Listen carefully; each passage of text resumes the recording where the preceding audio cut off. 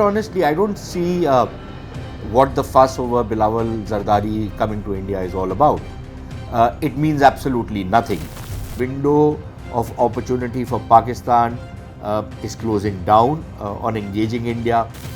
It is for them to walk back all the tall talk they have done if they actually want to engage with India. And if they don't, frankly, from an Indian point of view, Pakistan is quite irrelevant and it really doesn't matter to India one way or another. India goes into election mode, and if this government is going to come back to power, then one thing is very clear. This government is not going to make any compromise with Pakistan.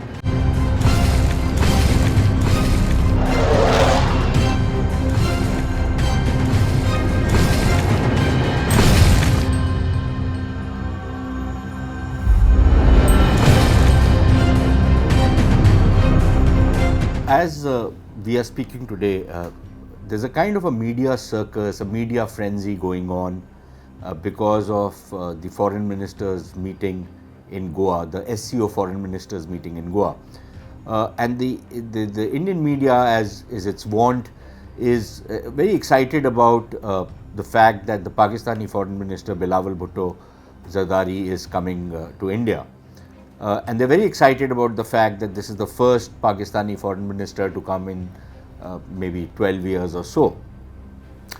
But frankly, I think this media frenzy is creating unnecessary expectations, unnecessary hype, because quite honestly, I don't see what the fuss over Bilawal Zardari coming to India is all about.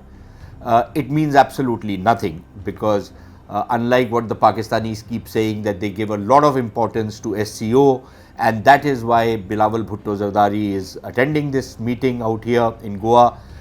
The fact of the matter remains that there have been other ministerial meetings in which the Pakistani ministers have not bothered to come. They've attended those meetings online, and they've not defiled, if I will use the word, if I may use the word, Indian soil with their presence. But Bilawal Bhutto wanted to probably create some kind of a splash and decided that he will try and come into India and make whatever splash he hopes to make out here. Quite clearly, part of what he's trying to do is political. His grandfather was the foreign minister of Pakistan before he betrayed his mentor and then became first the chief martial law administrator, and then despite having lost the election, becoming the prime minister of Pakistan. But I think it is very important to understand why I would not pay too much attention to Bilawal's visit to India, because one, I don't think anything is possible on the bilateral track.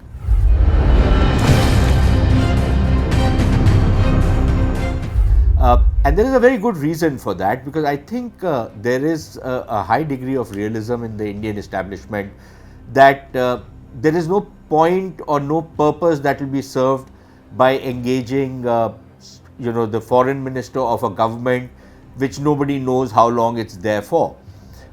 This is a tottering government. It doesn't call the shots. It controls nothing. It is just warming the seat right now. One doesn't know whether it will survive a week, a month, a couple of months, whether there will be elections, whether there will be martial law in Pakistan. Clearly, he is not a credible interlocutor. He is not somebody you can engage with a purpose for taking things forward. Not that you can take things forward in the India-Pakistan context, because frankly, I believe the Pakistanis have boxed themselves into a corner with the kind of maximalist position which they have taken. Recently a colleague of mine carried out, I had a podcast on Hindustan Times with the former High Commissioner of Pakistan. Now, apart from the fact that the Pakistani diplomat was doing what Pakistani diplomats always do, dissemble, lie, use deception, give false facts. For example, he spoke about a UN resolution which he said that allowed Pakistan to keep troops in Kashmir. Now, just to correct the facts, either the High Commissioner is a liar, or he has neither understood or comprehended those UN resolutions, because that particular UN resolution does not pass any judgment on what are the number of troops that can be kept. What it says is that there is a report or there are recommendations which were given by the very same commissioner of the Indo-Pak, the commission, the Indo-Pak Commission of the UN, which had made certain recommendations which neither of the two countries had accepted.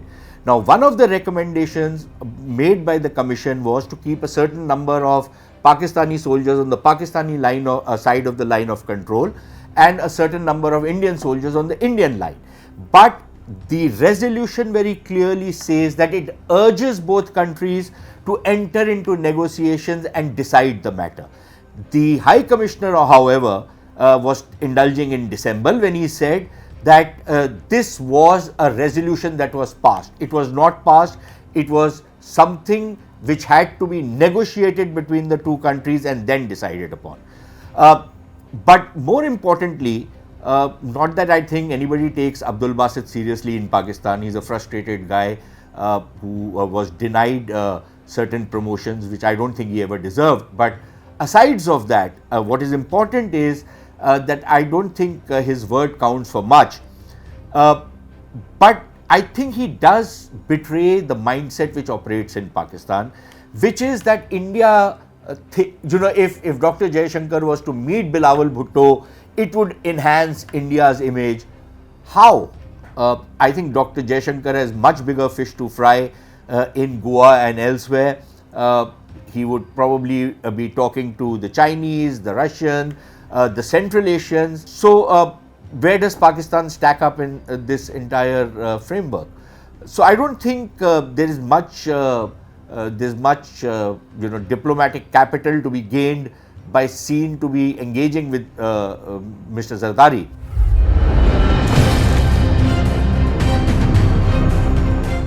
The fact is that yes, India will extend all the normal diplomatic courtesies, as India should, but beyond that, I don't think India takes Zardari seriously, or for that matter, Shahbaz Sharif seriously. Not until they prove that they can be taken seriously. But the mindset with Abdul Basit and others, reflect that India needs to take certain steps to reassure Pakistan. Why? Pakistan can go to hell for all India cares. If Pakistan thinks that India is going to pull back or going to withdraw the constitutional reforms that have been initiated in Jammu and Kashmir, they are living in an alternate reality. That's not going to happen. So the thing is that I don't think there will be any purpose served by having a bilateral with Bilawal Bhutto, because one, he is part of a government which nobody takes seriously. But more importantly, I think there is a kind of a misreading about what Bilawal Zardari represents.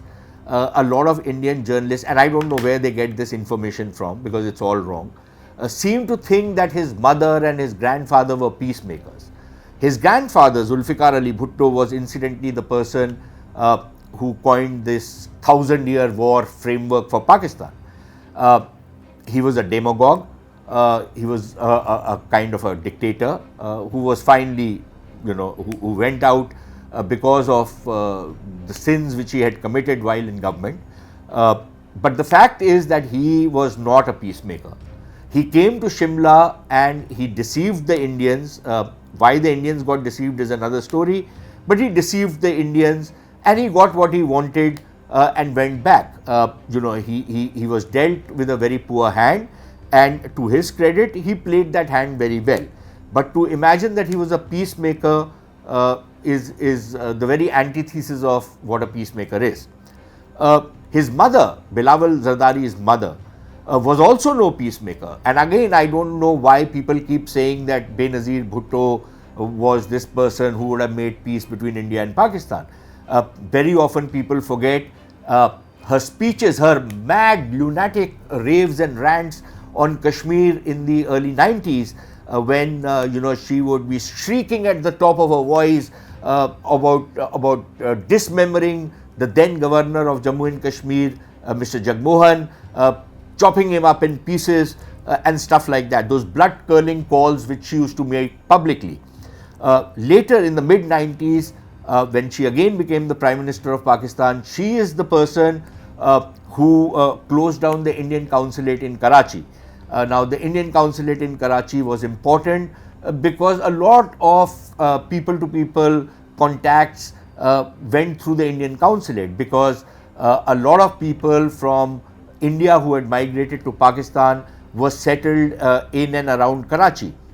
And for all this talk, this tall talk which Pakistanis very often do about divided families and what have you, the divided families from UP, Bihar, what was then CP, Gujarat, other parts of India, people who have gone and settled in Pakistan, they were denied those particular facilities which were accorded to them from the Indian consulate in Karachi, and that was Benazir Bhutto's doing. And even subsequently, she was no peacenik. So both from his background as well as where he stands currently, I don't think any purpose is really served by speaking to Bilawal Zardari.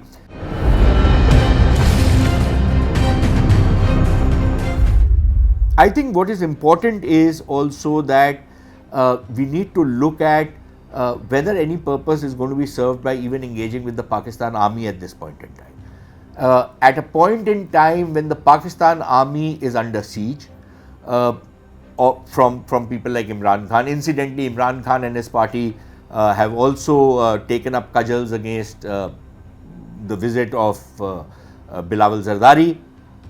But the fact is that given the way Imran Khan is running rampant, I don't think there is any political space either with the Pakistan army or with the so-called government of Pakistan to try and reach out to India, to try and even go in for some modicum of normalization with India. I don't think that space is available as yet. But I think the window is also closing down very fast, because if Pakistan has elections, then in an election mode, they cannot, I don't think there can be any outreach to India. So my sense is that I will not be surprised if Bilawal Zardari tries to use this visit to score some brownie points back home by raising certain contentious issues, making a bit of a media splash. And he's shown himself to be indulging in this kind of histrionics or political or diplomatic drama even in the past. For example, in December, when he took a personal dig at the Prime Minister of India, calling him the butcher of Gujarat, and then doing what his mother and his grandfather used to do, go on to a lunatic rant. So he could try something similar in India, something like what Musharraf did when he came to Agra, and I don't think we should be surprised by it. So I think this Bilawal Bhutto will come, he'll spend some 2 days in Goa, and he'll go back, and that is going to be the end of it. I doubt if there's going to be a bilateral, and I doubt even more that if there was even a kind of a pull aside or something at the summit, it's going to lead to anything major. But frankly, I think the window of opportunity for Pakistan is closing down on engaging India.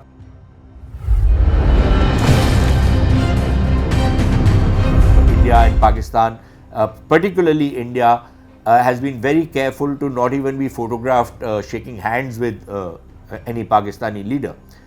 So I don't think one should expect anything much to come out of this particular meeting, or the summit meeting which happens a couple of months down the line, when maybe Shahbaz Sharif, if he is still Prime Minister of Pakistan, could be coming to India, again under the pretext that they give a lot of importance to SCO, but that's about it. Once the Pakistani elections are over, India goes into election mode, and if this government is going to come back to power, then one thing is very clear: this government is not going to make any compromise with Pakistan on anything which involves the territorial integrity and sovereignty of India.